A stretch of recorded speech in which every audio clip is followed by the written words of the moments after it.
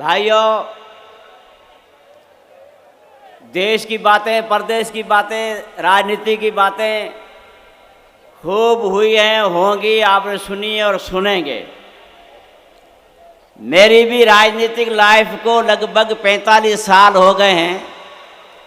उसमें हमेशा मुझे मंच मिला है, मगर कल एक ऐसा दृश्य देखने को आया कि मंच पे कुछ लोग नाच रहे हैं और नाच के अंदर हमारी सिंधी सकाफत की पहचान है अजरक, उसको लहरा रहे हैं। मैंने कहा ये क्या है? हमारे समाज के बुजुर्ग लीडर जिनको दरकिनार किया गया, जो विदेश सफ़र पे जाने के लिए रवाना हो गया, आया उसके पीछे अजर को लहरा रहे हो, या जो हमारे समाज के लोग मायूस होकर के मंच पे बैठे हुए थे, जिनको आपने अच्छी तरह ठिकाने लगाया था, उनके सामने डांस कर रहे हो? डांस समझ में नहीं आया।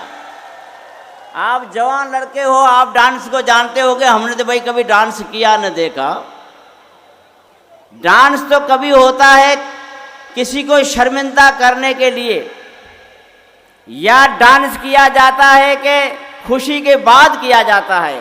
तो लगभग इन्होंने अपनी खुशी समाप्त कर दी है, इनको खुशी मिलने वाली नहीं है। तो इन्होंने कल के मंच से एडवांस डांस करके डांस को बंद कर दिया है।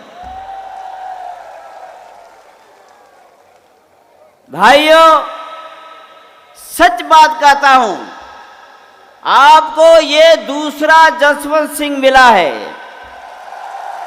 36 कौम को मिला है, लोगों का हमदर्द मिला है।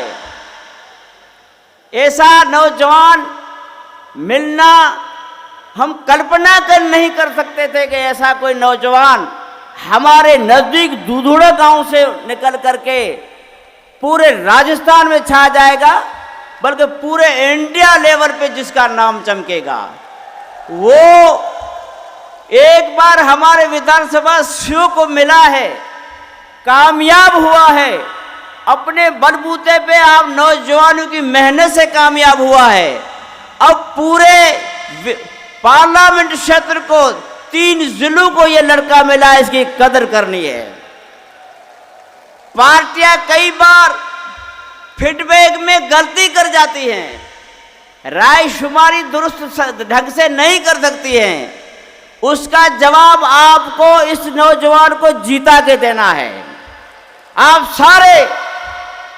सारे अपने अपने हिसाब से कसम लेकर के ये बात कहो कि हम मन तन धन से एक एक वोट ला करके बूथ पे जो निशान मतलब इस पार्टी को मिलेगा उसे हम वोट करवाएंगे।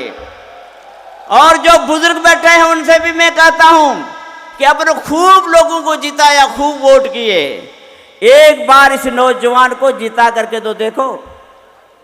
जिस इतना सभ्य लड़का है, हमारे बच्चों की उम्र इनसे बड़ी है, इस पे लोगों ने टोन कसे, पता नहीं क्या क्या कहा, मगर इसने सभ्यता के दामन को हाथ से जाने नहीं दिया।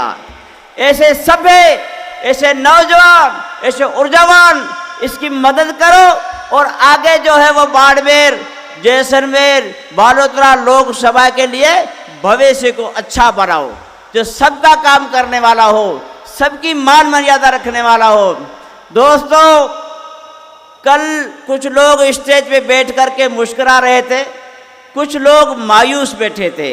मायूस रहने वाले में मेरी कौम के लोग थे, सिंधी मुसलमान थे, जिनको लोगों ने अपनी पॉलिसी से अच्छी तरह ठिकाने लगा दिया था।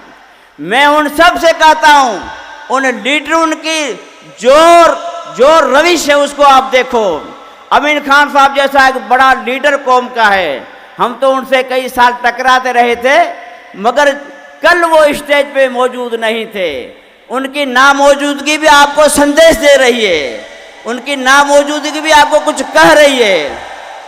कल फकीर साले मोहम्मद जो मंत्री हैं, जो पीर पगाड़ी की जमात के खलीफा हैं, उन्होंने भी भाषण न दे के आपको एक संदेश दिया है।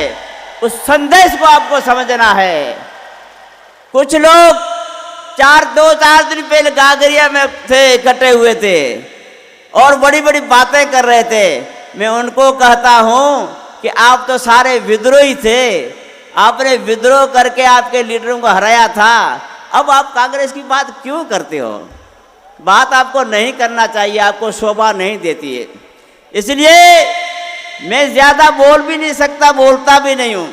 मेरे समाज को कहता हूं कि अपने लीडरों की रविश को बरकरार रखो और जिन्होंने आपसे बदला लिया उनसे बदला लो। और ये राजपूत कौम जिससे ये लड़का है, मैं छत्तीस कौम से आग्रह करता हूं कि राजपूत किस भी हालत में हो, आपको उसने ठोर ठिकाना दिया होगा, आपका साथ दिया होगा, आपका मान मर्यादा रखी होगी, आपको कभी धुतकारा नहीं होगा। और अभी भी यहाँ की सभ्यता को बाकी रखना है। ये जोधपुर डिवीजन की जो सभ्यता है, ये मारवाड़ की जो सभ्यता है, जो हमारे थार इलाके की जो सभ्यता है, ये धर्मेला, ये भाईपा, ये बहन भाई, इसको हमें कायम रखना है। और इस रविंद्र सिंह भाटी को जिता करके इसके ऊपर एक मोहर लगानी है। इसके लिए आप सब ऊपर हाथ उठा कर कहो कि हम तैयार हैं, तैयार हैं, तैयार है। तो मेरा समाज भी आपके साथ तैयार है। हो गई है पीली पर्वत सील पिघलनी चाहिए, अब हिमालय से कोई नई गंगा निकलनी चाहिए, गंगा निकलनी चाहिए। गंगा निकल चुकी है, आप उसमें हाथ धो लो। जय हिंद।